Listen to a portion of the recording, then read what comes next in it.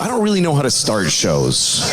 Come on now, don't start liking me now. So yeah, I'm funny compared to, well, you'll see later. I stand for mayhem! I know a lot of idiots who think a lot of is mean-spirited just because it goes against what they believe. But the relief of comedy is it takes things that aren't funny and it allows us to laugh about them for an hour. We got a purple suit to buy and a gigantic coffin. Why are you laughing? Evening, everybody. Welcome to another episode of Why Are You Laughing, a history of comedy podcast. And today, I am pleased to introduce to you Curb Your Enthusiasm.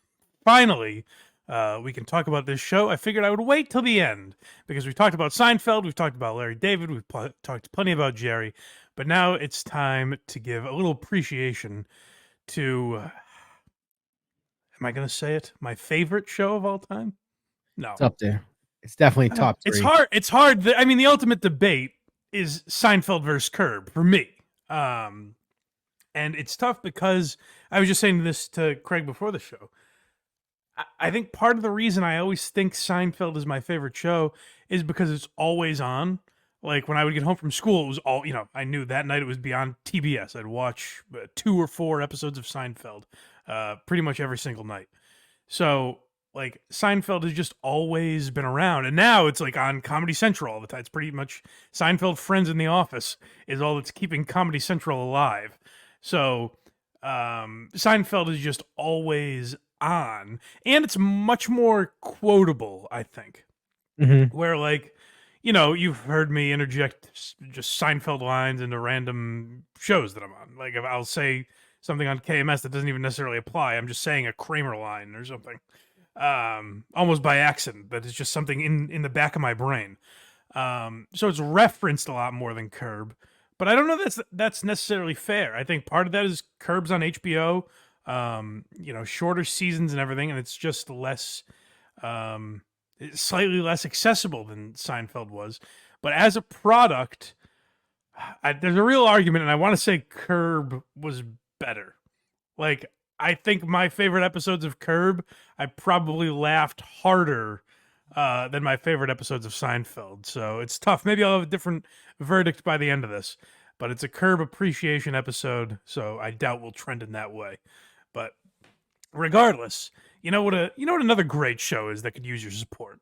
Larry David and Jerry Seinfeld are worth $1 billion each. They don't need your help. You know who needs you is the fine folks at blindmike.net. If you'd be so kind as to subscribe to this program wherever you get podcasts, Apple, Spotify, YouTube. If you want to subscribe on YouTube, do all the stuff that helps the show. Leave a like. Leave a like if you sort of like us. Leave a comment if you like us a little more than that. Then subscribe if you really like us. If you don't want to miss an episode, tap the notification bell. And then if you really, really love us, become a YouTube member or join on Patreon, whichever platform is easier for you. That way you get early access to episodes and bonus episodes. So you could have had this episode a week early, and then whatever bonus episodes we do, you can check those out for Patreon and YouTube members. And the easiest way to find those links are blindmike.net. So check out blindmike.net for all of that good stuff. So the way I figured we would approach this episode today, like I said, Curb Season 12, the final season, just wrapped up, which we'll talk a little bit about the finale. We'll talk about the history of it at the beginning here. But really, I look at it more as a Curb appreciation episode.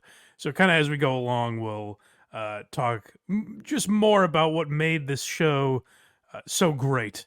And something that there's a lot of aspects of Curb that are so incredibly rare on TV. I mean, just the idea that it lasted 24 years. It was 12 seasons, but it was 24 years. So right. You saw, basically a quarter century of Larry's life on television. Like, you kind of think of him as an old man in season 1. I was going to say, he looks 80 throughout the whole show's history. That's what's very weird. Yeah, and he doesn't age a ton. Like, I mean, clearly he's older in season 12. But, like, that I think that's the nice thing about, like, losing your hair and going gray kind of early is you keep that look just until you die, basically. Yeah. So, like I said, we'll start with a little bit of the history of the show. And, for any of you kids out there, you may not know that Curb just started as a documentary, and the original idea was to follow Larry David getting back into stand-up after he left Seinfeld and the Seinfeld craze. 72 million people watched the finale, so HBO wants to capitalize on that a little bit.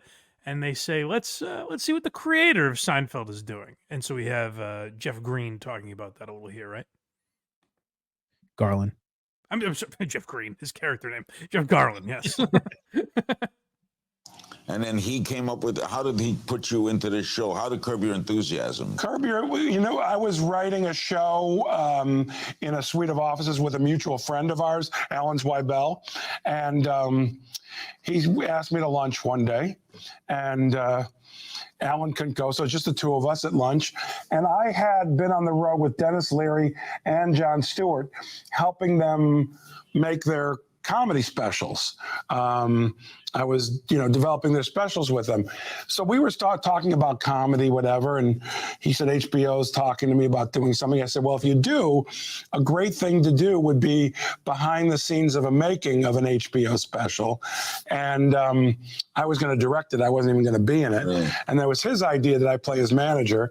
It's a great thing when you bring an idea to a genius. That's a good way of saying that, where it's like, it's a good way of kind of taking credit for it, but also looking somewhat humble. Right.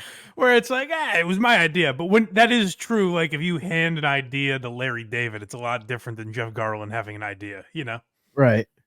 So that is an interesting approach. And I do have to say also credit to HBO, because as much as Larry David was the co-creator and the brains behind Seinfeld, and again, I was a little young at that point. This is now 1999. So I don't remember what kind of accolades Larry David was getting publicly at that point. But like Larry David was not a star. Like now he's a superstar. He's hosted SNL and all, like he's in that Hollywood circle. Whereas in 99, like I'm sure if you said in Hollywood, if you were looking for a writer of your show and the name Larry David gets brought up, everyone knows who you're talking about. But does the average person walking down the street know the name Larry David unless you're really paying attention to the Seinfeld credits? So I guess my point is, as for HBO to be like, hey, let's give Larry David essentially a stand-up special. That's somewhat ballsy of them, because there was prestige to the HBO stand-up special at that point. Now not as much, but like that's where the real heavy hitters would go in 99, 2000. So to give Larry David, who hadn't done stand-up in a decade at least, and was not necessarily known for his stand-up, to give him a special, I think is somewhat ballsy of them. Maybe I'm undervaluing just the Seinfeld connection and everything. But, so Larry David goes on the road and starts working on his not on the road really, but starts working on his stand-up. And there are some very good jokes in there. Like I just saw, people are posting all kinds of Curb clips now. And I saw one from that era where he's talking about the Clinton scandal. And he goes, right now feels like a really good time to cheat on my wife because, she was such a staunch supporter of Clinton that, like, what's she really going to say, So he was, like, and we talked about it in the Larry David episode. Like, I think he was a decent stand-up. I don't think he'd be known the way he is if he just stuck to stand-up. But, like, he was definitely funny. But I think it's smart of him to be like, hey, I haven't done stand-up in how long? Am I really just going to make an hour special? I should have some sort of different angle on it. And so the documentary angle is definitely unique. A little weird because it's like Jeff is playing his manager, Cheryl's playing his wife, but then there are elements that are real, which is a little weird. Mm-hmm. So that angle of it was a little odd, but definitely a unique idea that he had. It was probably supposed to be like, it's going to end with a special, but it's like a TV show leading up to it, kind of. I'm guessing. Yeah, and so they go on to talk about kind of realizing that there was a lot more there, which is interesting because it feels like something almost like they meant to make it a TV show, but were scared to. But the idea was to make a special, and then a TV spawned out of that. A TV show, rather. And here's him and what I forget her name, Susie Esman. talking about the series. When we walked out of shooting that scene, that specific scene, which was very early on. Very early on. And by the way, those were the real HBO offices at the time. And when we walked out, Larry said to me, we were both standing by these desks, sort of away from the set. He said, "Oh, wouldn't this be great to do as a series?" Now I said, "Yeah, that would be amazing." But inside my head, I actually was saying, "Yeah, right. We're going to do a series out of this." So then what happened? Did he pitch it to HBO? No, or did HBO come to him? No. Well, both. HBO wanted to work with Larry. But had they seen footage? They had surrounded Larry, like they're birds surrounding Larry. Well, I don't know. I'm losing it a lot. They flocked to Larry. And Larry told me when we talked about doing the show, he said, HBO really wants to do something with me. And he was sort of open to that because HBO at that point was pretty highfalutin. The Sopranos were lifting them up above everybody else. Right. Yeah, no, I mean, the HBO has The Sopranos and Sex and the City, and now they've kind of got this reputation of, like, you know, it's not just TV, as they say. Like, it is a highfalutin place. So, but again, I do say smart of them, and maybe I'm not giving Larry enough credit, but, like, when you look at Seinfeld, Jerry was the appeal. Like, I would think a lot more people wanted to work with Jerry. For HBO to realize we should be working with, you know, the brains behind the operation, I do think that's very smart of them, and I think it's why HBO had that run of success, is they didn't look at it and say, hey, let's give Michael Richards and Jason Alexander a show. You know? Right. They said, let's give the guy that created that world, let's see what he has to offer us. So as Jeff says there, like, they kind of realized pretty quickly, it seemed like everyone realized when they were having fun shooting the documentary, like, okay, maybe there's more to this. They'd only developed a couple of characters. I think really the only characters in the documentary were essentially Larry, Cheryl, and Jeff Green. So it wasn't fully formed yet. And they also talked about, like, things in the documentary, like Cheryl hated Jeff. And then Larry realized, like, as a show, that doesn't work as well. You might remember in a couple early episodes of Curb, it's like there's this weird thing where, like, Cheryl hates Jeff, and Larry just abandoned that pretty quickly because he's like, well, that doesn't work, you know? Like, there's a ceiling on that where it's like, well, then we can't interact. We can't have these characters interact, really, because Cheryl just wouldn't go along with that, you know? Right.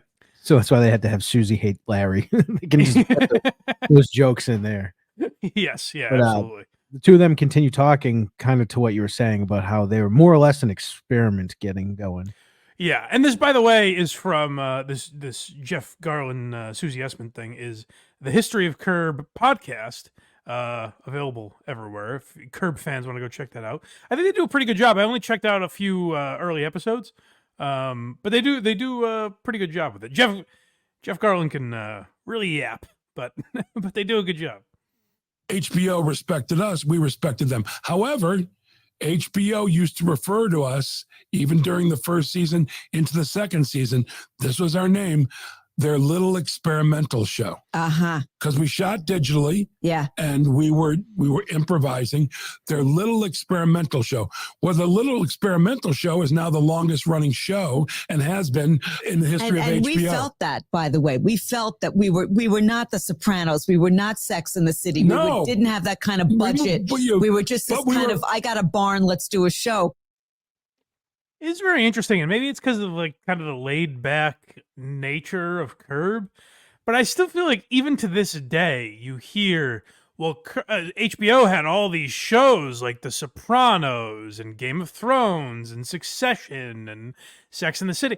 Like, Curb is certainly in that realm, but I don't think it gets the respect. Like, to me, that's probably their number 2 show ever. I think it's The Sopranos, and then Curb would be their top 2 shows. And maybe I'm biased because, like I said, it's one of, if not my favorite show ever. But, like, I put Curb as a property above like Game of Thrones and shows like that. I know Game of Thrones captured the nation when it was on. I was gonna say money wise, I'm sure Game of Thrones made them more money. Yeah. Yeah, it'd probably be like Game of Thrones, Sopranos, 1 or 2, I forget. Well, like as far as like prestige goes, and talking about the greatest shows ever, I think you have 2 of unquestionably the greatest shows ever. One in drama and one in comedy. The Sopranos and Curb. Yep. They also had The Wire too, right? Or is that Showtime? Yeah. You know, they had The Wire. Oh yeah. So they got some good ones every few years. Yeah, I mean, like I said, they've fallen off a little bit as far as like. Yeah. Now if a show is an HBO show, it's not like a guarantee. Oh, we got to see this. Right. But for 20 years or so, they were a can't miss. Where even if you didn't like the show, like if you didn't get into The Wire or whatever, you do have to acknowledge it's great. You're like, okay, that's a great show that I'm just not into. Right. And yeah, especially too because there's like Game of Thrones like branches now off of the original. Yeah, this is not a Game of Thrones episode. We got it. It's a good show. I disrespected it. I'm sorry. I'm just saying. definitely my second favorite for sure. But here's Larry talking about the theme song, which is terrific. Yeah, this even the theme song, thought went into it. I was watching television about 5 years ago, and there was a bank commercial. I thought, boy, I love that. Where'd they get that from? And the commercial ran for a week, and I never saw it again.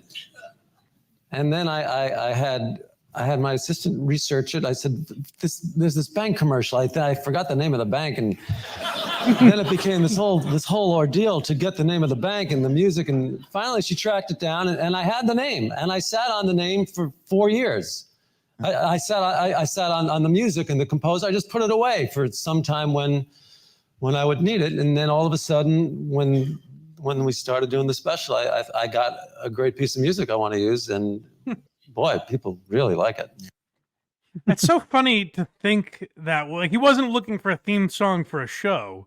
He was saying, "Hey, someday I might need that song for something." Like, it's such a unique mind, the way his brain works. But also, and like I don't know, maybe it's a chicken or the egg situation. Like maybe because Curb is such a great show, is why that music is so legendary. But like the way that works so perfectly, it's become a running bit now. Like you see it online all the time, where some wacky scenario happens, someone makes a face, and you cut to the Curb music in the video. Like that's very common, and it's such a perfect. It's almost its own punchline in those scenarios. You know what I mean? Yeah. Like we're at the end of a Curb episode, something happens, and then that music kicks in. Or even the interludes, like between scenes. And Seinfeld was this way too, where I think because it's something you hadn't really heard on other shows. And, we've talked about Always Sunny before, where clearly Always Sunny was influenced by Seinfeld. And another reason Always Sunny picked their music is simply because it was royalty free. Mm-hmm. But there's something they have it's a very Curb element where it's like, oh, that music so perfectly fits every scenario that they're in for some reason. Right. Like it's very simple and easy. I don't know what it is. Like I said, maybe Larry just could have picked any music, and because the show is so good, it would work perfectly in all these situations. But it does feel like for whatever reason it fits perfectly. Perfect. Next we have them talking about story arcs. Yeah, so this is something Larry has always done very brilliantly. He did it in Seinfeld as well, as he's going to discuss. But like there are overarching themes. They're not just within the episode things tie together, but there are overarching themes in a lot of the seasons of Curb in a way that didn't really happen in Seinfeld as much. You had I guess that's not totally true. You had like obviously the TV pilot. You had George getting engaged. But overall, there weren't as many seasonal themes as there were in Curb. Or like through lines, basically. Through lines, yeah. Yeah, here we go. Well, then, and now this is what you continue to do, I think, on this show. You've done the same kind of thing. You start out with some element of a show and it goes off in another direction, but somehow it comes back together. It seems to me that must be a strain sometimes, though, writing that. Do you find that? Or No, that's not a strain. What's a strain is, the first season we didn't do an arc on the show. Right. We just had, every episode was independent of every other episode. And then the second season, I put in a little bit of an arc. That means an arc, for those of you not in TV, it's a story that goes from the first episode all the way through the last episode. Like last year, we did the kidney and the adoption. Correct. We had two. Right. We had two arcs. Two arcs. The year before, we had the producers and the 10th anniversary present. Right. Mm-hmm. Also two arcs. So these are being wove through the season. Yeah. What's hard, and the year before that, we had the restaurant story. Mm-hmm. But what's really hard, now that you brought it up, is that it's hard to make each show independent and have them stand on their own and also keep that arc alive. Yeah. And it's very interesting that he said that, because I think the early seasons of Curb that do that do it brilliantly. And what I think was key is there are a lot of episodes that don't necessarily deal with that. Like, you have this season where Larry is looking for Larry believes he was adopted because he thinks his father said that before he went into surgery. So he's looking for his real parents. And also Richard Lewis needs a kidney. So that's the two arcs that he was talking about there. But within it wasn't the major theme of every episode in that season, which I liked. Yeah, it was like crumbs kind of in it. Yeah, and so some episodes barely had anything to do with it.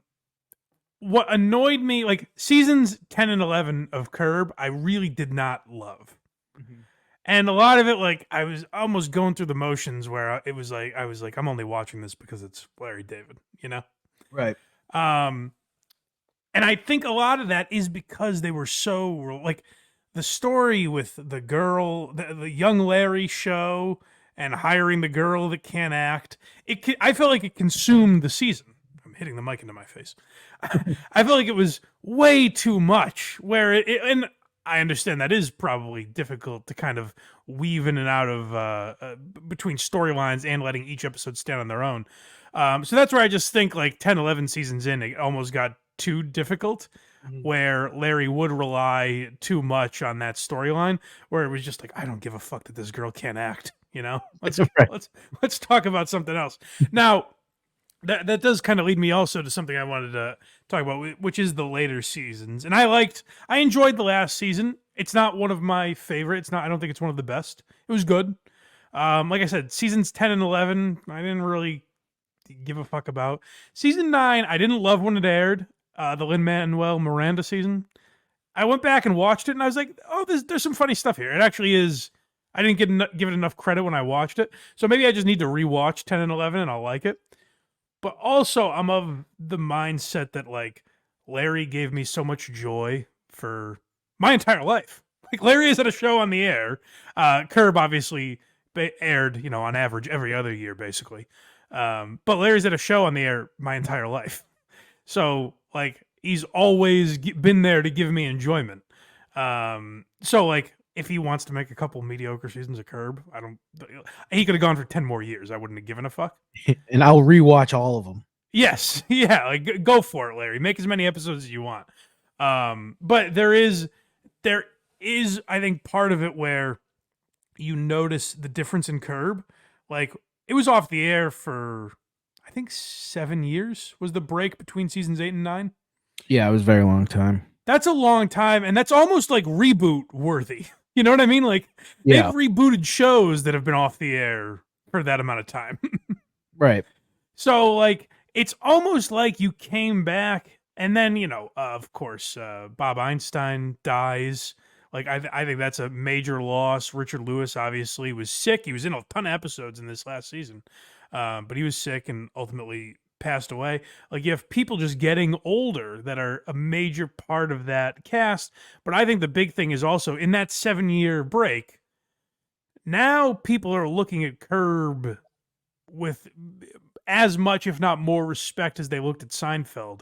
So Curb has had like this renaissance period where people are talking about how legendary it is, and then Curb comes back, and Larry's now part of Hollywood, and he's hosting SNL, and he's playing Bernie Sanders regularly, and like, you know, he's one of the guys. He's been totally accepted, and I don't think we have this clip, but there is something when he talks about how successful he is in Curb.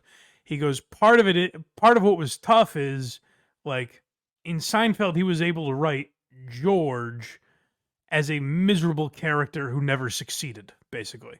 Yeah. And he's like, and that's a characteristic that he related to and he felt. He's like, as Larry David, that's very difficult to write because I'm in a mansion that I can afford. And I'm the very successful creator of Seinfeld with all these successful friends. So it's hard to write Larry as a failure, you know? Right. And I think that's something that became more and more difficult in those later seasons was relating to the common man. And also like the fact that he was so accepted by Hollywood, it was kind of hard, I think, for him to write as like a, you know, curmudgeon outsider that's been beaten down. Yeah, because even in the beginning, they never wrote him as like a failure. Like no, he was not a failure, but he was not known.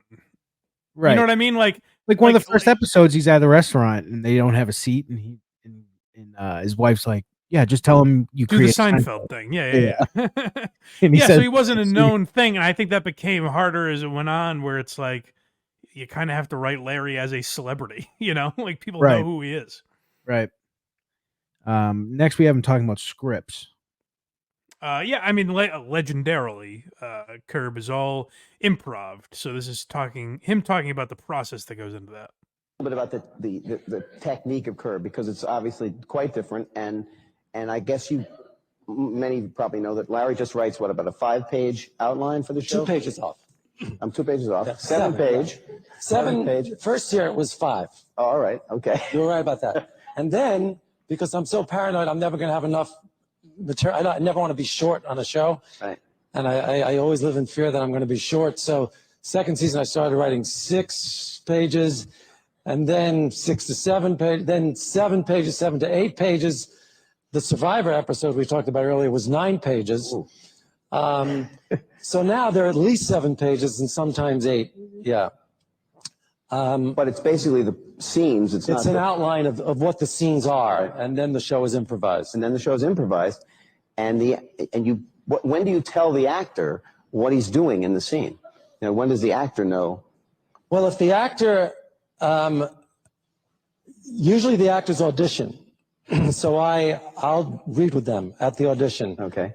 And that's when I really know that I feel secure in that somebody I like is doing the part. Where it gets a little tricky is if you give out a part to a celebrity. Right. Which you do often. Yes. Not often, but once in a they're yeah. Martin Scorsese, Mel Brooks. Yeah, that's true. Yeah. You've done quite a few of those. Right. So sometimes you don't know how they're going to be, and that's when you get a little nervous. But even the regulars on the show, what do they know when they go into a scene? Oh, well, Cheryl. What does she know? Cheryl doesn't know anything, really. Yeah. Perhaps that's best. She started asking me for the outlines in the first year. I said, just show up and I'll tell you what to do. You know?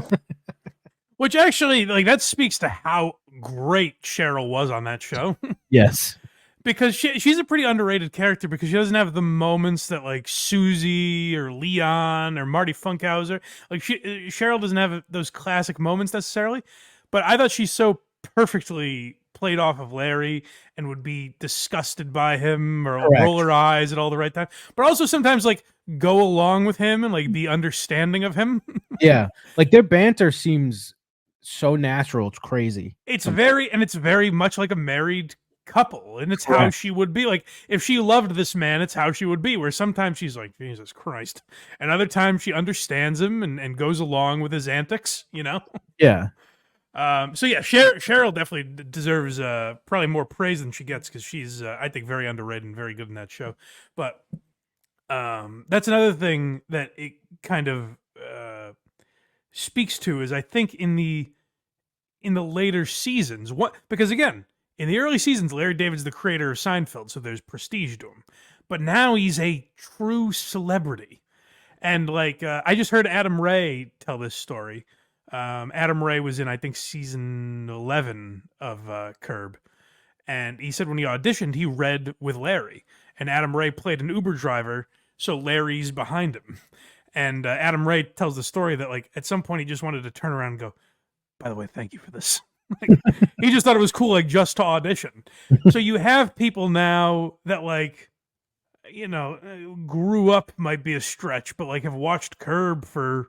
Well, no, not a stretch, because I think Adam Ray's in, like, his 30s. So you have someone that grew up essentially watching Curb and grew up watching Seinfeld and admiring Larry David, trying to act with him. And I think that also becomes more difficult when there isn't a script and these people are now copying beats they've heard on the show before. Right. Where it's like, oh, I should make up some wacky catchphrase or something like that. You know what I mean?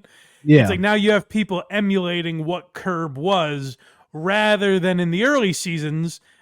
These people are just kind of riffing and it becomes something that Larry turns it into, you know? Yeah. And here they, on top of that, he talks about breaking. I mean, this is something they did masterfully, and we have an example with Richard Lewis later. But like, this is what Curb did so incredibly well. Does anyone ever say anything that really cracks you up and make you... Are you kidding? I can't keep a straight face. I am laughing constantly when we're shooting these shows. I can't tell you. If I'm not laughing, I think there's something wrong with the show. And the times I laugh the most is when I'm being cursed. Oh, yeah. Yes. Then I cannot keep a straight face. You fucking asshole! Right. Yeah. Nothing makes me laugh more than that. It's unbelievable. I don't know why that is. Now, I think in those moments, like if someone was like really, if Susie was screaming at Larry, they wouldn't leave in him yelling. But what they did leave in a lot of is Larry getting into arguments with guys like Richard Lewis, and laughing about it, and like kind of like insulting them, but also kind of laughing or being insulted and laughing a little bit. And what I love so much about that is like, it always bothered me, particularly, I think the best example is The Office, where there are many scenes in The Office where I'm like, he would be a tremendous boss to work for. You know what I mean? Like, there are moments, there are days you come in where you're like, I just want to do fucking nothing. And, you know, Michael Scott is having an awards show. And you're like, oh, fuck, this is awesome. I don't have to do my work today. Right. Like, the idea that in The Office, 10 times out of 10, when Michael Scott's being Michael Scott, the entire office rolls their eyes and gets mad at him. And you're like, there's times where at least some of these people would be laughing. And that's what I think Curb did great is like, hey, often I'm having an argument with my friend here. We're not going to be completely serious. And they're not going to be, and this is, you know, a sitcom trope where someone says something hilarious or ridiculous and no one reacts to it. It's like, that's a psychotic way. Correct. You know what I mean? Like, you're able to disassociate because it's a TV show. But if you just take it at face value, you're like, this is insane that no one's reacting. Right. Like, you know, it's like when, I can't think of a specific example, but like when a character is referencing a plot line that only we know about, you would think the other person would be like, what's that now? Right. But they never are. Whereas like in Curb, you don't have things like that. Like it feels like real conversation between people that are friends or people that are acquaintances and might be annoyed with each other or whatever. Like Larry's the absolute greatest at recreating that type of vibe. And it's something I can't really think of anything else on television that has replicated that, at least to the level that they have. I don't think you're going to find one. No, I don't think so. I'm trying to think of a because my mind went right to Always Sunny, but it's like even they never don't have that like laugh ball busty kind of vibe the way Curb does. No, they have that's just Charlie. Right. But here we have Jason Alexander. So Jason Alexander is we're going to go through some of my favorite characters on the show. Yeah. And I think if he was on more, Jason Alexander might be number one. Because I think the Jason Alexander, Larry David rivalry to me is tremendous. And just the idea that Jason Alexander played Larry David, that's another thing I can't think of a comparison on television. Jason Alexander played a character that everyone knows is Larry David. And now Larry David is playing Larry David. Right. You know what I mean? It's almost like if Heath Ledger and Jack Nicholson were both... I was gonna say maybe kind of like the latest Spider-Man movie when like the three Spider-Men were. Yeah, like superhero movies would be the only way you could think of something like that, really. Yeah. But yeah, you have basically two George Costanzas squaring off. And their rivalry was tremendous. So this is a scene with Jason Alexander, right? Yep. Okay. How's everything going? Things are good. I got this set up and did some directing and trying to produce some stuff. The acting thing is frankly coming a little hard. I love to go back to TV. That seems good, but I can't shake this George thing. Really? They all see me as George. I mean, the thing about it is that you're not even close to George. I tell this to people all the time. You can't imagine what a great actor this guy is. Oh. He is nothing like that character. Thank you. Nothing. Thank you. I know. I go in and I talk to them and I try to present differently, but they see the idiot. They see the schmuck. So I don't know. Well, what do you mean schmuck? I don't get that. What do you mean schmuck? The yuts, the idiot. You know. No, I frankly, I don't know. I mean, I don't know why you could say he's a schmuck and a yutz and an idiot. I don't see him that way at all. I just see him as funny. I mean, of course it was funny, but he was the fall guy. He was the jackass role.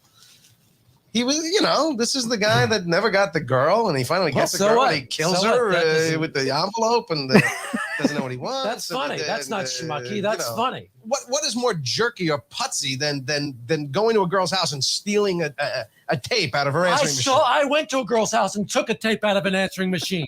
Larry, he's eating eclairs out of a garbage can. Yeah, so what? I ate an eclair out of the garbage can. So what? Masturbation contest, more people. I was in a contest, and you know I was in that masturbation contest. All right, fine. So what? I'm a schmuck for being in a masturbation contest? It's not an incredibly noble experiment. There's so much there where they do such a good job of showing that Jason Alexander's not that guy. Yeah. Larry being offended by it, and they do it so perfectly where it's like, we know that Larry is offended because George is Larry. Right. But they play it in a way almost like Jason doesn't know that. You know, he's like, why are you getting so offended by this? You know? Yeah. They play it so perfectly, and it's a common theme when Jason is on. It comes up a few times where, like, just George is a moron, and Larry's like, I don't really get why you say that. And in the reunion season, when Larry is pitching Jason on coming back, and they are trying to coordinate the tip, and Jason won't tell him what he tipped. He goes, I encourage you to write $30 on your check. I think it's a number. Larry interrogates the waiter he goes, raise your glass if it's higher than 40. That season might be my favorite season of television. Yeah, I love the Seinfeld interaction because of what we just saw. It's the best way. I don't think there's another way to duplicate something like that where these guys on one of the best television shows of all time are talking about the other television show that is so great, and then if you like this one, you like that one, Right. And we all know the reference. Like, he ate an eclair out of the trash. We all know what he's referring to. Right. So it's a good, like, behind the scenes without actually being behind the scenes. Here's what I'm trying to say. This might be a good way of what I'm trying to say. It's like getting the DVD extras, but they were written by Larry David, so they're actually hilarious. That's pretty good. It's like getting extra footage, but it's also written by a genius. So it would be tough for another show to replicate that. But all four, we'll talk about 3 of them, I think. Shame on me. I didn't include any women in my clips. I'm just realizing that. Because I talked about how great Cheryl was. Julia Louis-Dreyfus is tremendous on Curb. And I don't know why this always stuck with me. I like when in that same season, I forget if it's season 2 or 3, like they try to have Larry write a show for George, and they get into an argument. They can't agree on where to have the meeting, so he ends up giving the idea to Julia Louis-Dreyfus, and she goes, "I'd really like to be on HBO. I'd like to say, fuck. I want to say cocksucker." And there was something at that time about seeing Julia Louis-Dreyfus do that, where you're like, "Oh, this is fun." Her saying that. Because what year was that even? Probably 03 or something. Yeah. So it was still like, whoa. Yeah, right. Well, it's like in the documentary Comedian, Jerry Seinfeld's documentary, where it was like a big deal when he goes, "It's so fucking difficult." You're like, "Whoa, Jerry!" Oh, You can't say that. Next we have Marty Funkhauser. The Funk Man to me I think he's my favorite character. He's so unbelievable. I think Marty Funkhauser is my favorite character on Curb. Bob Einstein is hilarious. And we have him here telling a couple of good Larry David stories. I'm going to give you 2 quick, quintessential Larry. He called me up 2 years ago. He said, "You want to know what happens in the first episode?" Sounds like he's got a Newsmax podcast. I said, "Yeah." He said, "Your mother dies." I said, "Well," I said, "unfortunately, it's the truth. She just did die." He said, "I'm not changing the script." I swear to God. I swear. Hung up. God, I'm sorry, or it's too bad. And I never heard from him again until we did the show. He didn't send anything. And another one, which I love, the carpooling episode, where he comes down and he tries to get my dead father's seat. And he says to me before we shoot it, because we're doing it at a real Dodger game, he said, "Listen, I can't laugh because we don't have too many takes." He said, "So when I come down and talk to you, don't look at me when you do the line." So when someone tells me that, I mean, there's no way he's not going to laugh. So he comes down, he does the line, "Can I have this seat?" And I turn to the guy next to me and I said, "No, you can't." And he goes up the aisle, "You motherfucking cocksucker." And it was unbelievable.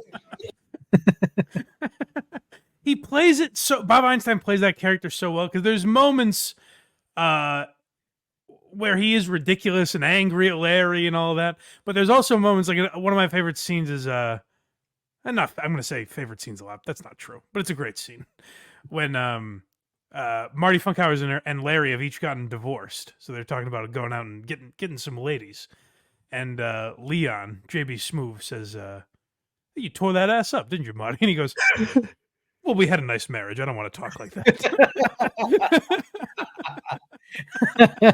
See, he plays both like ridiculous and exaggerated very well, but also he plays understated very funny. Yeah. Like Bob Einstein, again, just so tremendous in that show. And it's a shame he wasn't in more. You know, like he's known for Super Dave Osborne and has a great episode of Norm Macdonald Live, by the way. I think the first one ever. So good. But yeah, we have another scene from Marty Funkhauser later, but he mentioned the carpool lane episode. Yep. Probably I was thinking of this when I was going through these clips. That is probably my favorite episode. That's a great one. And Larry's interaction with Funkhauser there, where it's the episode where they're at Dodger Stadium and Larry used a prostitute to use the carpool lane. And Marty Funkhauser says that he has a seat to the game, but it's spoken for. And when Larry gets there, he realizes the seat's empty.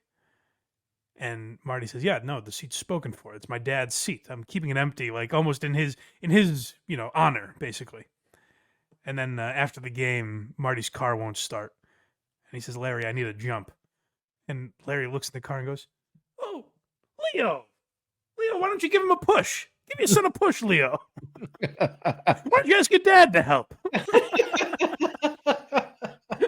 It's so great. Like, I just love the idea. It's it's how you can tell like Larry on Curb is not far from the real guy. Because when he says, I told him my mom died. He said, I'm not changing the script, and hung up. Yeah. Well, he said Larry famously always says it's the super version of Larry, where that's what he would like to be if he wasn't living in the society, Right. where he kind of had to be polite or whatever.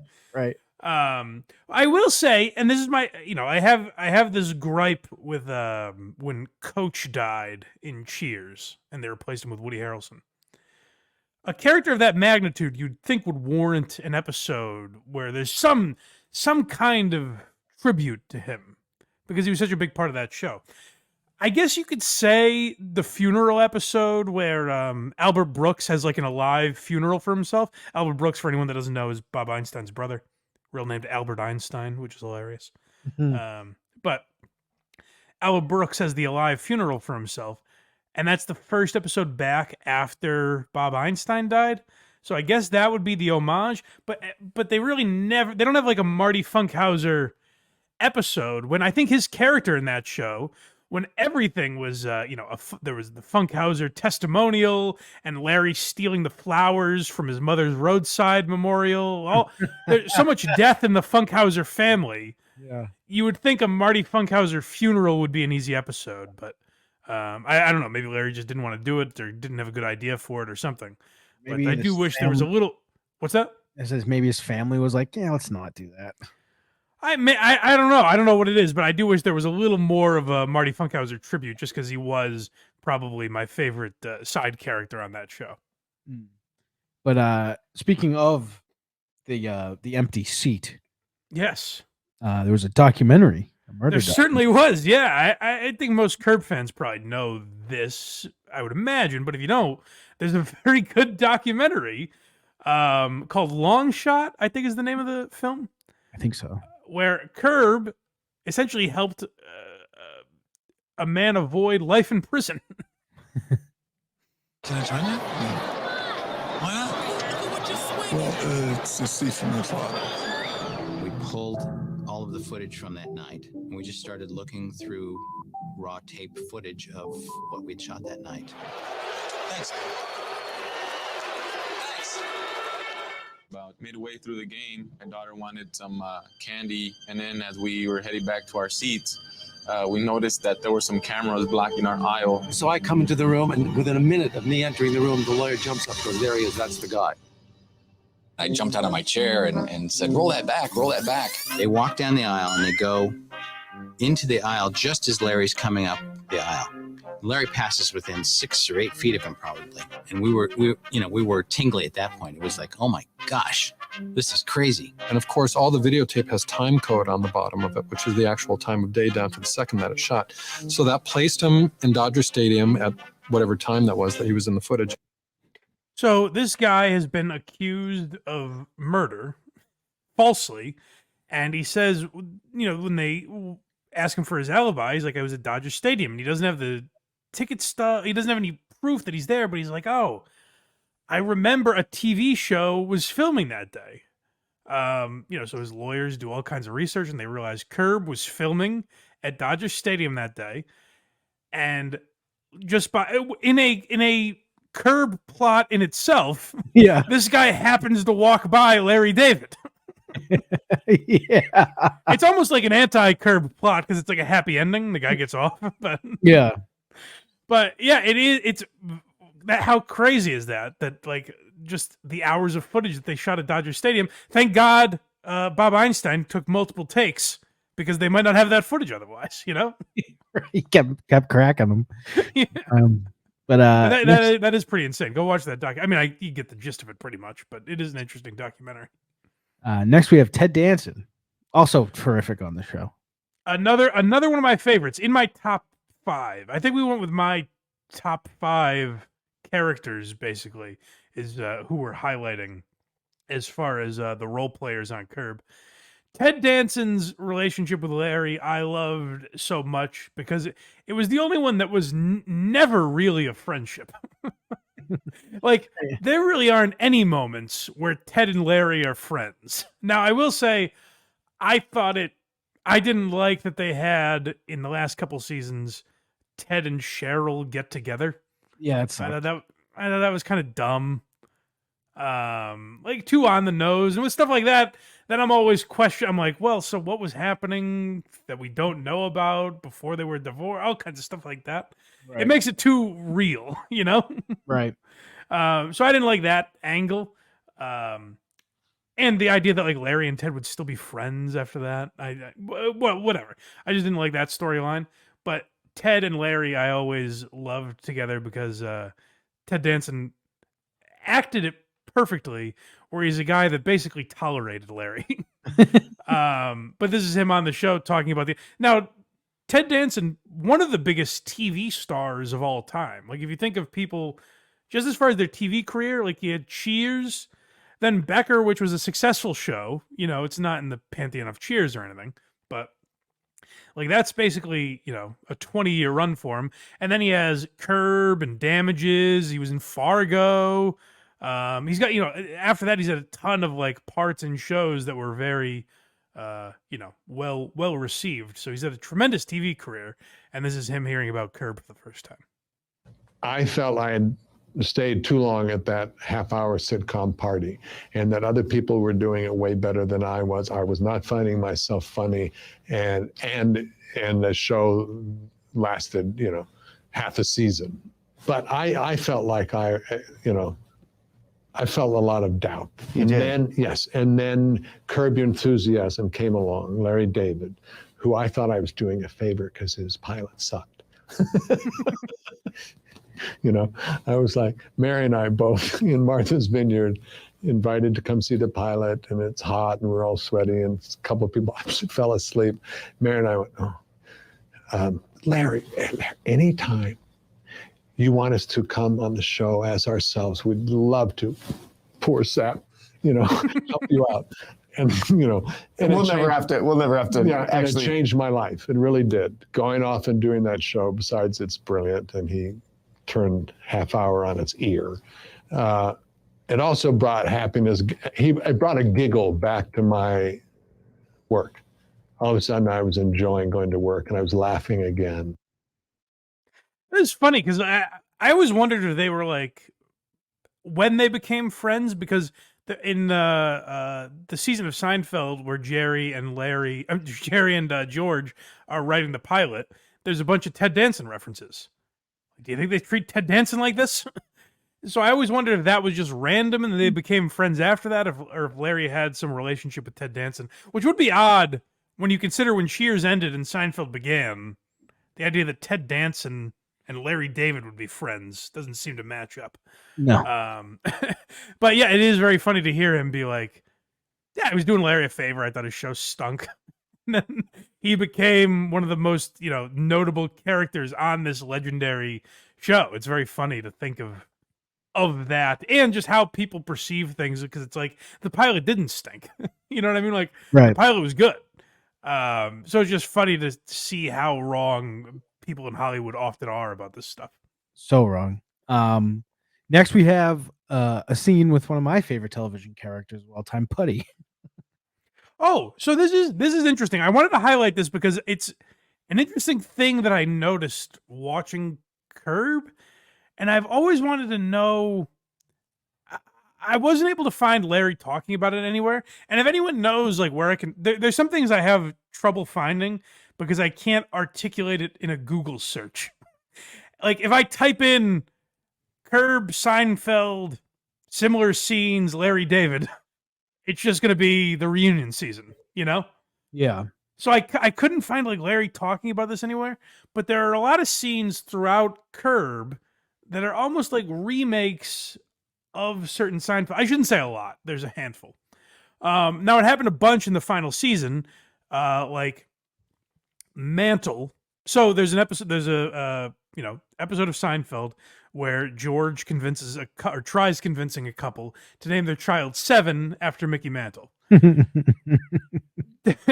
There's a plot line in Curb in the last season where a guy's last name is Mantle, and his husband, played by David Levy's last name is like Zellberg or something goofy.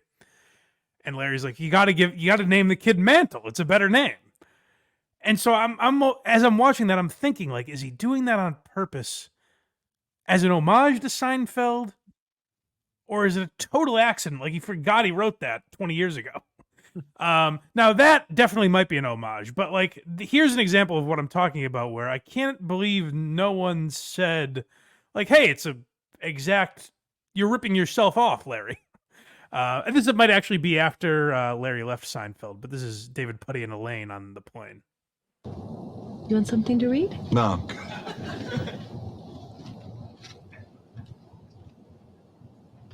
Well, are you going to take a nap? Or... No. You just going to sit there staring at the back of the seat?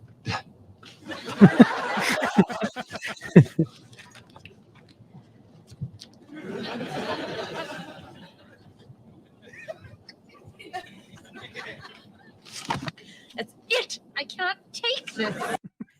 All right. So now let's play a scene from Curb, I think season 4? Something like that. Yeah. So this is crazy to me. Watch this scene now. Sorry about the quality. It's just the version that was available on YouTube. She looks at me like I'm a different person. Wow. I can't believe it. It's amazing.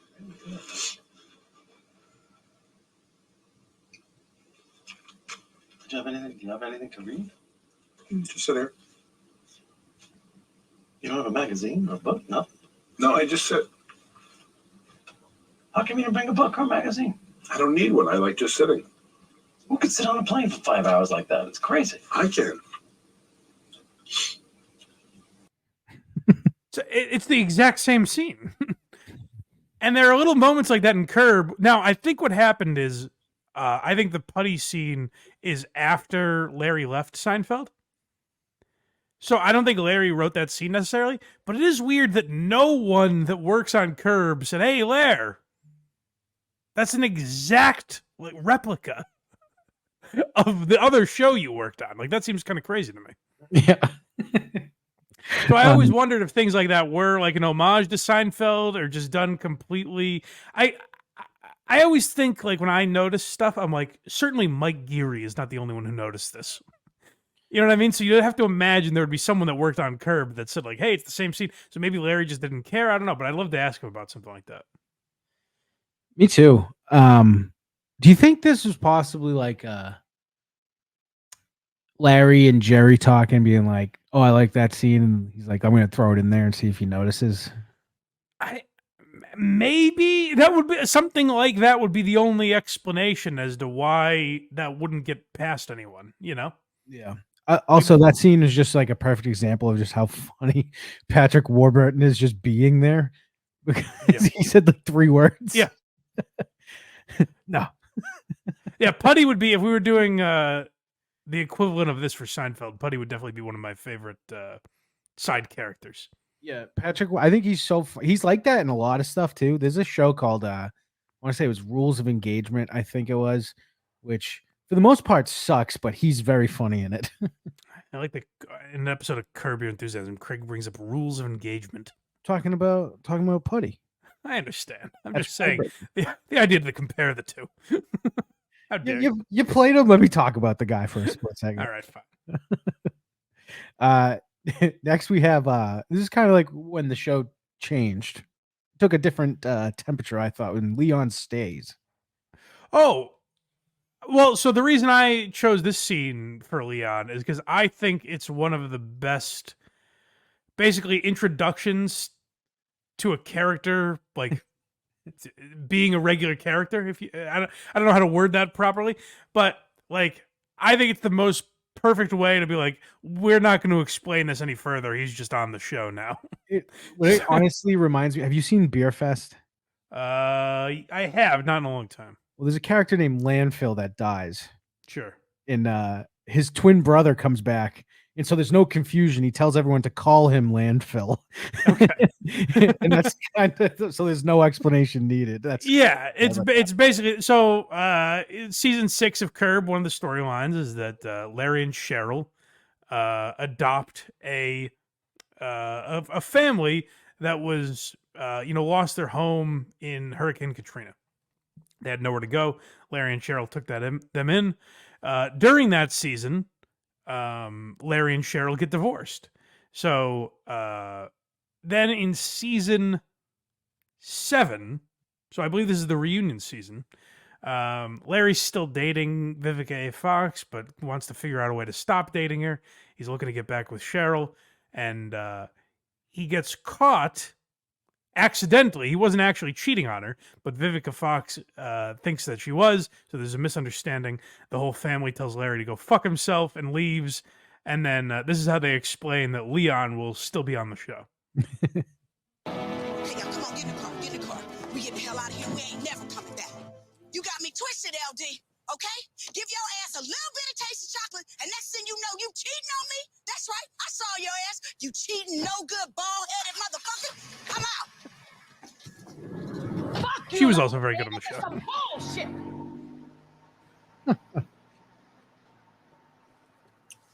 Somebody got in your ass. What happened? They're gone. We had a big fight. They're not coming back. What? Yeah. How do you like that? Some shit right there. So, I guess this means you'll be... Go upstairs, eat this fucking Chinese food in my fucking room. So it's very, they're just like, yeah, we're not going to explain it. Like, he's just here now. He's Larry's guy. And Leon, like, for that reason and many others, essentially was Kramer. Like, he became Larry's Kramer. And I was thinking about this. I wonder if he made him a black guy just because of all the shit he got for Seinfeld. Well, I think that is part of the joke as to why they brought in the black family and named them the Blacks. I think that there is something to that, I guess. Yeah. But yeah, no, like JB Smoove, I think is great on the show. I think they relied in the later seasons a little too much on Leon and Susie as characters. Yeah. But like they're both great. I think maybe in smaller doses. But I lost my train of thought now. Oh, that's what I was gonna say about Kramer and Leon. Very similar characters, obviously. And the thing that I like about the way Larry wrote those characters is, as you see there, like Leon and Kramer essentially are like mooching off of Larry David and Jerry Seinfeld. But he doesn't write them one-dimensionally in the sense that like they'll also completely have your back. Like one of the early Leon episodes is when Leon goes to fight the guy that he thinks stole Larry's Joe Pepitone jersey. So like Leon always has Larry's back. And that's what's interesting about that type of character is like, if you're writing like a mooch kind of like lowlife who has never worked for himself, you would think to just write him as a scumbag. But Larry doesn't do that. He's like, no, this is like a great guy who just does everything he can to avoid working for a living. So yeah, like I think Leon is a great character. Like I said, I think he was used a little too much. And I think that kind of became later in Curb. I think that happened with a lot of different characters, whereas early in Curb, you know, every episode, like you have Richard Lewis and Jeff and Susie and all these Marty Funkhauser and all these people, but it's also mixed in with a bunch of different side characters that are also really good that we see as like one-offs. So I think the later seasons lose that a little bit, but like Leon is, I'm trying to think of another. We have another great Leon moment, right? Do you want me to skip to that one?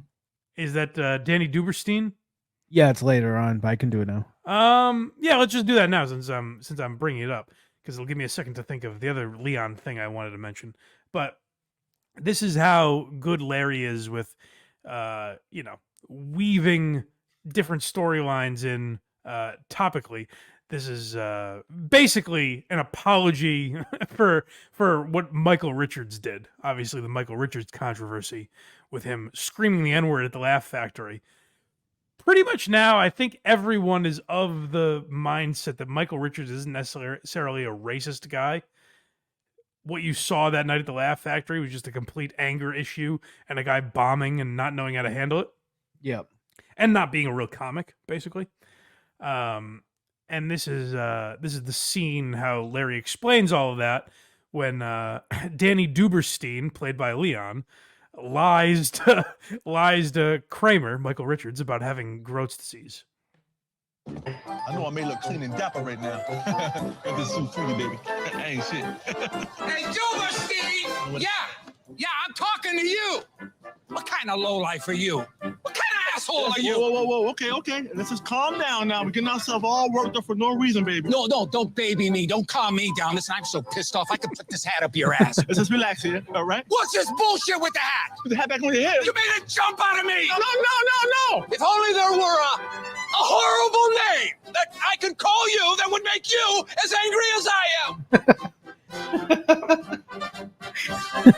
What? Oh, you die! So a perfect way to cover the whole Michael Richards scandal in the reunion season. And that was the other thing I wanted to mention is so in the final season of Curb, this is another great way of writing Leon, is you kind of realize, so Leon watches Seinfeld for the first time and mentions it to Larry.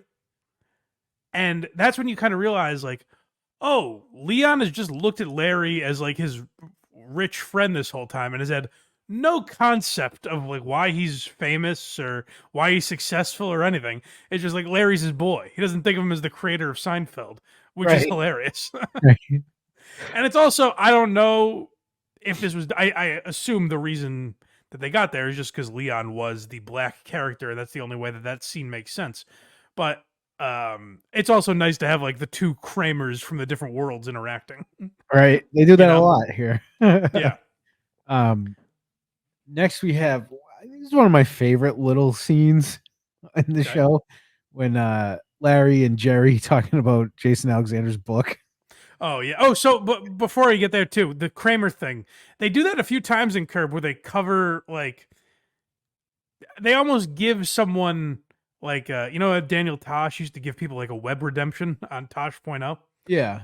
Larry kind of had like his own way of doing that, like the Kramer thing. That's a good way of putting it. Lori Loughlin they had this season where she's just basically like bribing her way into everything.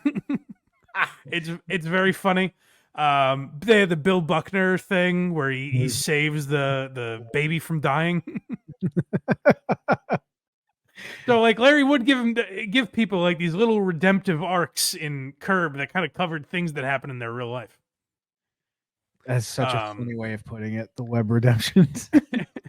Yeah. So you guys know, if you've watched this show long enough, that I have been critical of Jerry Seinfeld. But I want to use this opportunity to compliment my guy Jerry, because on Curb, the Curb Jerry is great. So funny. And like Comedians in Cars, Jerry is great. I think Jerry just bullshitting with other comics is my favorite Jerry. It's when he talks to waxes poetic about the comedic process that he annoys me when he's telling Star 69 jokes on Letterman, like 2 years ago. Right. Yeah. So that version of Jerry annoys me, but like Jerry just like regular comic letting his hair down, I love. And this is a little taste of that. Also from that reunion season where they're talking about Jason Alexander's book. The actor prepares. Yeah. What do you think? Well, I love the face. Don't you love the face? Oh, the burning intensity. Yeah. Yes. Now let's cut the crap. It's not so much as a book as a pamphlet. No, kind of on the thin side, isn't it? He's saying acting without acting. Yeah. So if you're not going to act, there's not much left to say. Acting without acting. Yeah, everything is without. Yeah. Raise your kids without raising them. You know what else is kind of annoying? Have you noticed people are saying, having said that, after everything they say now? Yes. Having said that, yes. Let me say this. Right. You say what you really want to say. Yeah.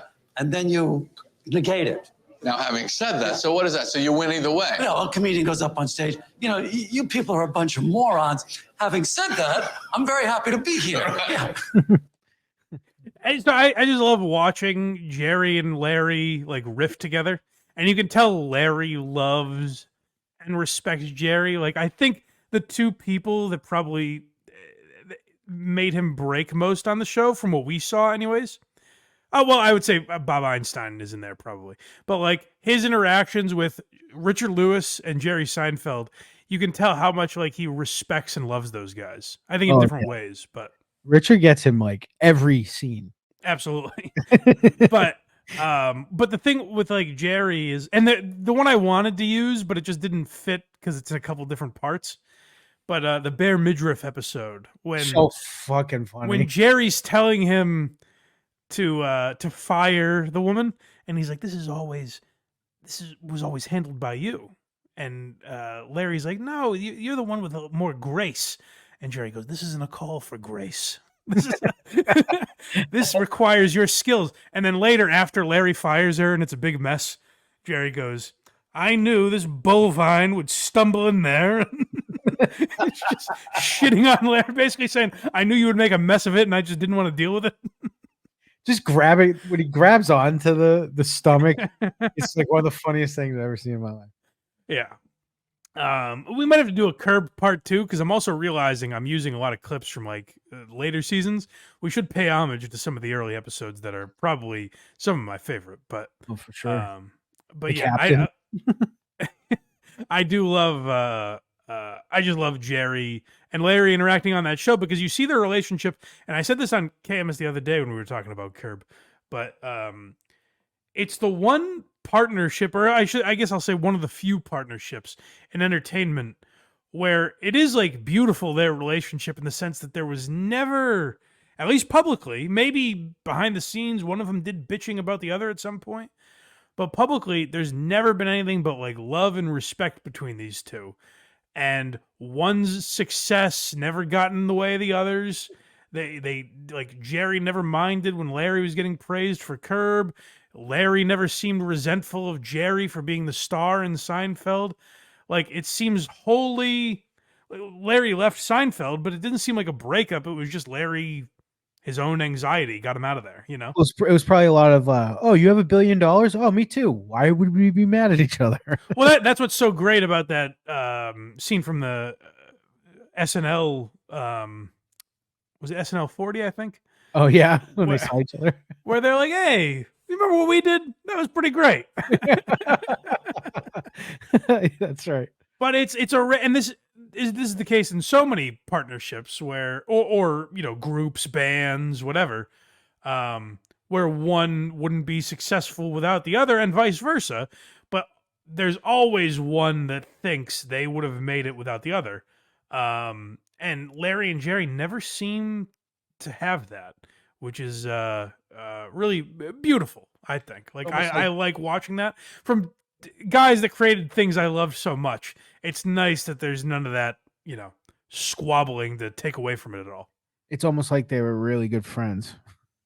Well, but often that's the case. You know who else is good about it, it seems, is the Always Sunny guys. Because I've compared them to Seinfeld a lot. Like they did that podcast together, and they like bicker as friends do, but it seems like they all genuinely like and appreciate each other. I thought for a while there was some actual hatred towards Glenn Howerton. Well, Glenn Howerton and he talks about that on the podcast. He wanted to leave, I think, just because he wanted to stop playing Dennis. Which for a guy, I think he's a tremendous actor. Yeah. So I get that. I get why you'd eventually say, like, I want to do more than a sitcom. But it doesn't seem, unless they're hiding it, it seems like they genuinely appreciate each other too. But Larry and Jerry, you can really tell, are like have genuine respect for one another, and it seems equal in both directions. Next we have Larry as George. We really got all clips from season 7. I might have fucked up here. Sorry, everyone. We'll do a part 2 at some point. But this is again what we were talking about with the Jason Alexander thing.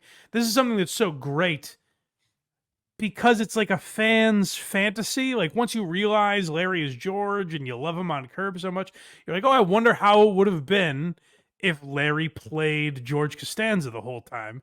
Right. And you realize here it would have been a very different show. I don't really do a good impression of George. Oh! George is getting upset! So some of the guys had to say, no, you got to go like this, and they were, coaching me. It's the ho-ho is the team. Yeah. You got to. It's a full Gleason. It's crazy to watch him like turn into George too. That's what's nice. I know, right? Like just like that. You listen. I can't believe you listen. I thought we were friends. I thought we were friends. I thought we had each other's backs. I can't believe you listen. I thought we were friends. I thought we had each other's backs. That's good. If he takes me through these one by one, it'll be better. Want to know if you're happy? I'm reasonably happy. You had to interfere, didn't you? You take the. I don't know if you're happy. It's sitting on it, and then it's the explosion. Yeah. You had to do it, didn't you? So I just, It's a little strange telling the guy that came up with George how to do George. watching him break Jerry every time Jason Alexander did it from off camera was very funny. It is great. It's funny because in this world, in the world that the reunion season exists, people don't know what Larry David looks like, really. So the idea that he would play George in the reunion is so ridiculous. Yeah. But if they did it now, like if they just made an episode of Seinfeld where Larry is playing George, you'd be like, that's hysterical. But yeah, it's always interesting to think about. Like, when we talked about Seinfeld, we did the Seinfeld episode, and we talked about what it would have been like if, Jeffrey Tambor was playing Kramer and Chris Rock was playing George, or I think Danny DeVito was another name. There was like all these people that were thrown out there. Oh, what would the show be like? And that Curb reunion season let you see what it would have been like if Larry was playing George. Now, what would have really happened is Larry probably would have played it more like himself and less animated the way Jason Alexander did it. But it is interesting, like, that's another thing you have to appreciate about Larry is he basically had two different careers where he was completely the behind-the-scenes guy, the way, like, the first one that comes to mind is like Seth Rogen and Evan Goldberg, where Seth Rogen's the part of the partnership. Nick Kroll had a great joke where he goes, I hate to see what Evan Goldberg looks like when I see Seth Rogen and think that's the face of the partnership. But like Evan Goldberg's completely behind the scenes. Larry and Jerry, Larry was the guy behind the scenes and then has a totally separate career where he's not just in front of the camera, the star of the show. Like, that's pretty crazy. And it's also like in a weird way you can put Curb almost as like one of the best sequels of all time. I'm not sequels, spin-offs, because it's kind of like they just gave George a show, Yeah. Like, that character is George, but it's all the show is different than Seinfeld in that way, in the fact that it's kind of all about the George Costanza character. So it seems on paper impossible to pull off what Larry did so well. It's so crazy that Larry goes from, like you said, nothing to being the star, because I think so. Obviously, he was Steinbrenner, but I think he only showed his face on Seinfeld once. No, there's a couple times. So he's Frank Costanza's lawyer. He's in the boat with Dalrymple, the guy that Elaine's dating. Yeah. He's on the TV when Jerry gets ideas in the middle of the night and then can't make sense of them in the morning. Yeah, there's a few times. There's a lot of times where he yells off in the distance, and I don't know if those moments you can see him on screen or not. No, you can't. But you're right. There aren't a ton. They're not a ton. But yeah, he was not a performer, and then all of a sudden stars in a show, which is incredible. Wild. Yeah. And good news for everybody and you. We have 4 clips left. Only one of them is from the Seinfeld season. Whew, thank God. But this next one might have been one of the hardest I've ever laughed at a show the first time I saw it. Okay. When Jeff and Susie's daughter's singing. And he tells her, so yeah, I wanted to give you, I think Larry David has the best shut the fuck up in the business. Yeah. So we have a couple examples of shut the fuck ups. And Craig, I agree with Craig. This one is my favorite. The other one is a little more iconic, but Yeah. this one is probably my favorite when Larry has to. By the way, another great Ted Danson episode. This is when Larry thinks the girl he's dating, his boyfriend's going to come over and beat him up because she's cheating on him with Larry. And so he runs out of his house. He's on the treadmill and he runs out of his house and runs away. And he runs over to Ted Danson's house. And Ted's like, "What are you wearing?" And Larry's like, "I was jogging." But anyway, they argue about him coming in the house. And Ted Danson just throws money at him and goes, "Why don't you buy some fucking pants?" And one other one while I'm on the Ted Danson mode. The scene I was gonna grab for Ted Danson was it was just too long. But when they named the sandwich after Larry at the sandwich shop. Yeah. The Larry David. But it's like 3 different types of whitefish. It's like a gross sandwich. So Larry wants to switch with Ted Danson. And he goes and he like kind of tries selling it to him. And he gives all the ingredients and he's trying to be like positive about it. And Ted goes, "Boy, that just sounds awful, Larry."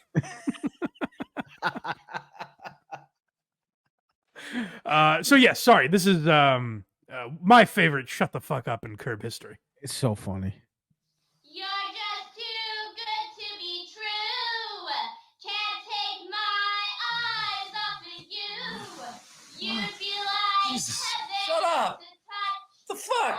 I'm Shut the fuck up! so much. Shut the fuck up!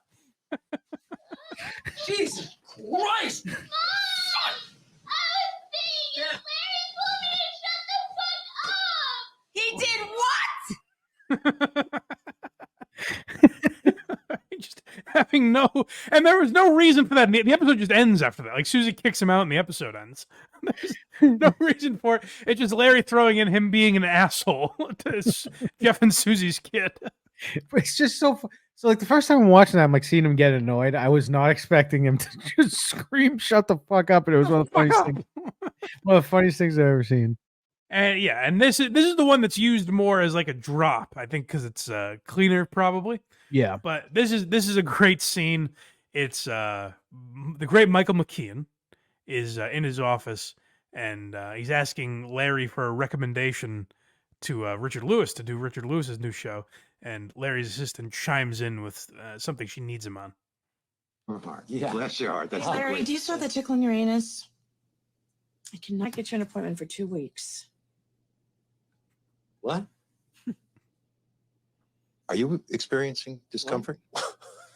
What is she talking about? Are What are you talking about? you- What did you get What's that nothing from? to joke Huh? around about. Who are you trying to get an appointment Yeah, with? what? Rosenberg. Huh? Rosenberg's a good man. I got a better one. Call this man, Dr. Jay Whitney, my wife's cousin Kai. She runs the office. Oh, she does? She Yeah. can open all the doors. All right, it's not all just the right. back one. You know what I mean? Yeah. She can get you in today. Yeah. You don't have to think about it. Oh, that's nice, but there's really nothing wrong with me. Why does I have a tickle in my anus? I don't have a tickle. Are you fucking crazy? Huh? Tickle in my anus? She's just Where do you looking at come from? Why did you say that? I don't have a tickle. Who said that?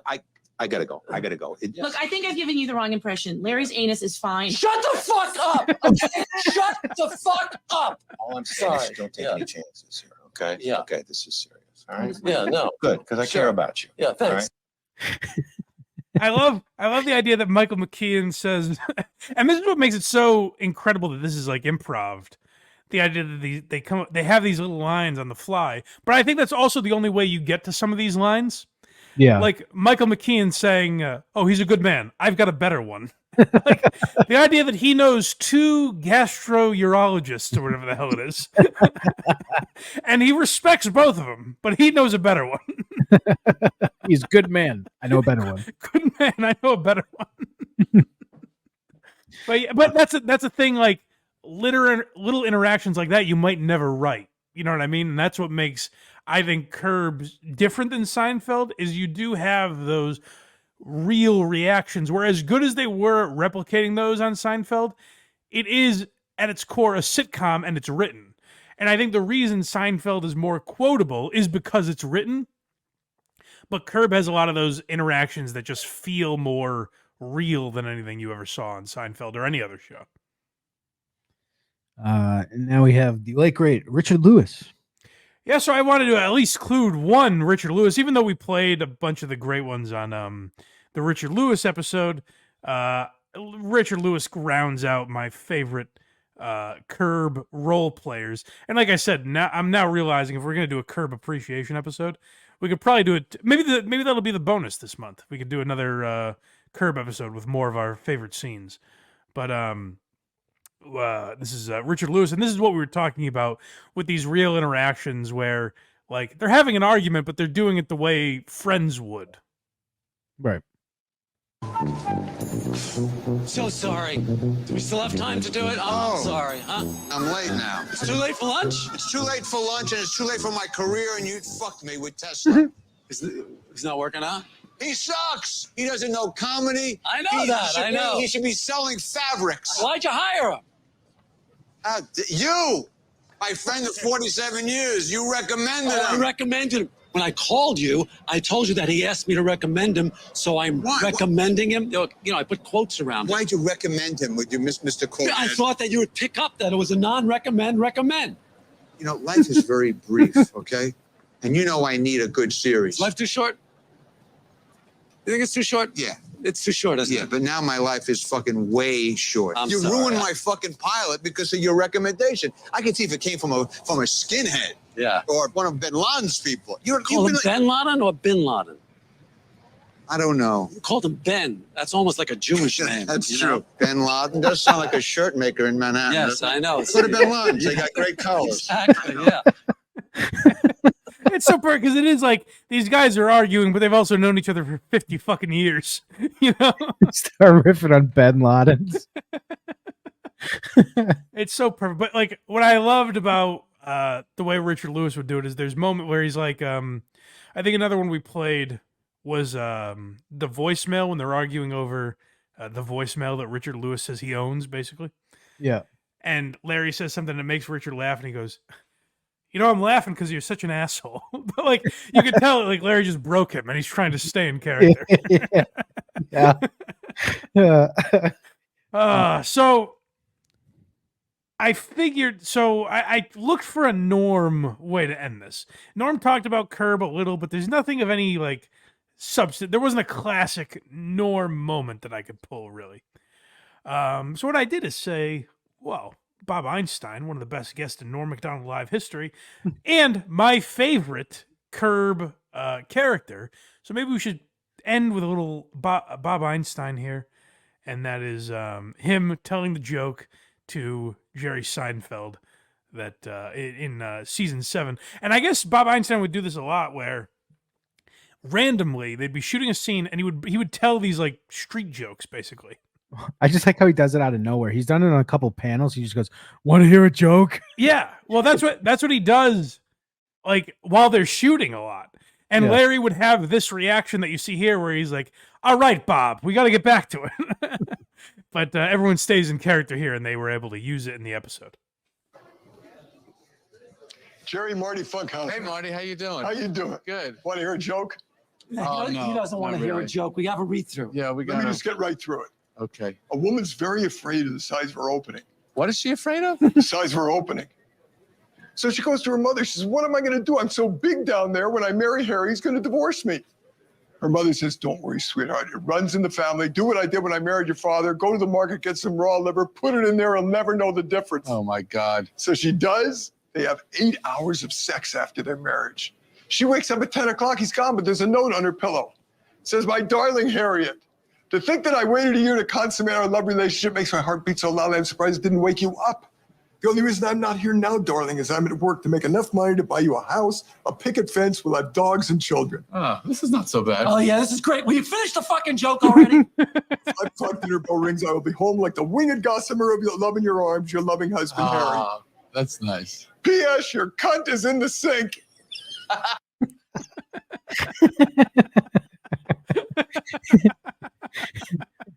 And it's such a great joke to like see Jerry Seinfeld and be like, he's gonna want to hear this.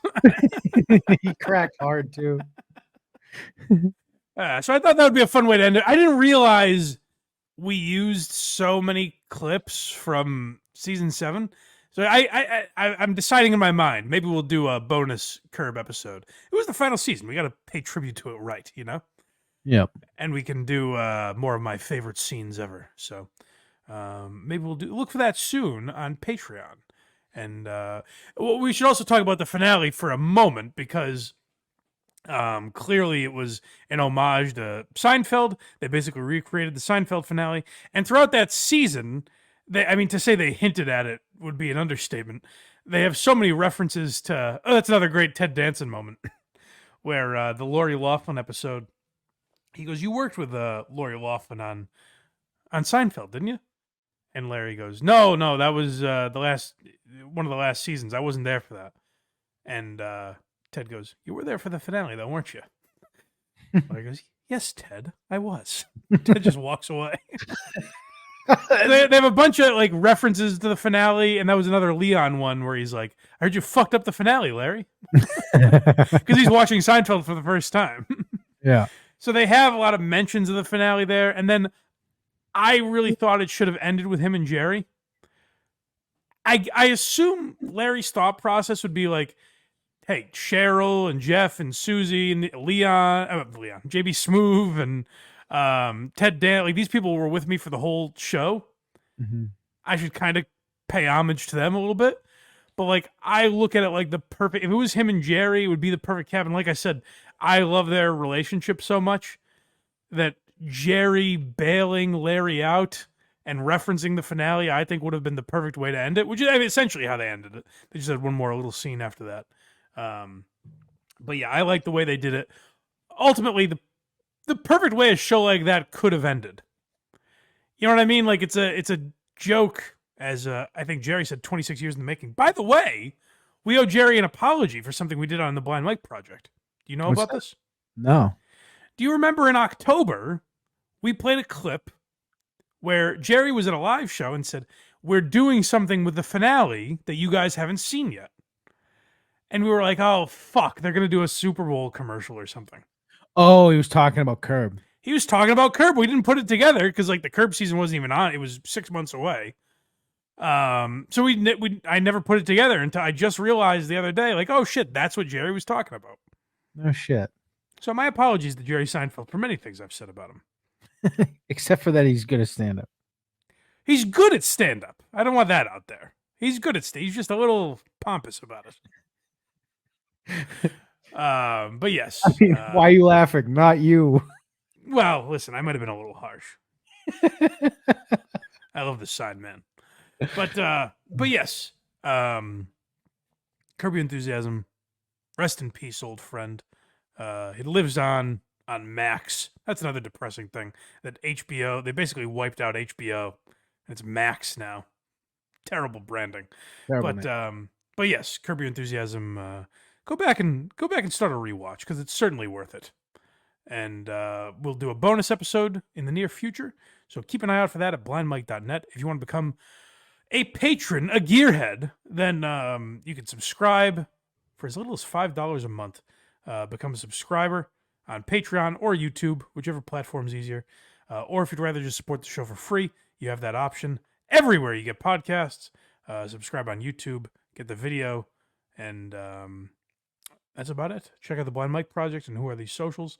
And you can find Craig at verygoodshow.org and all the stuff that Craig does. He does Rubbed Out, which is a true crime podcast. Is that true? That's true.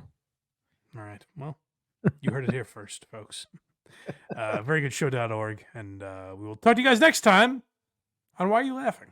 Zip it up and zip it out.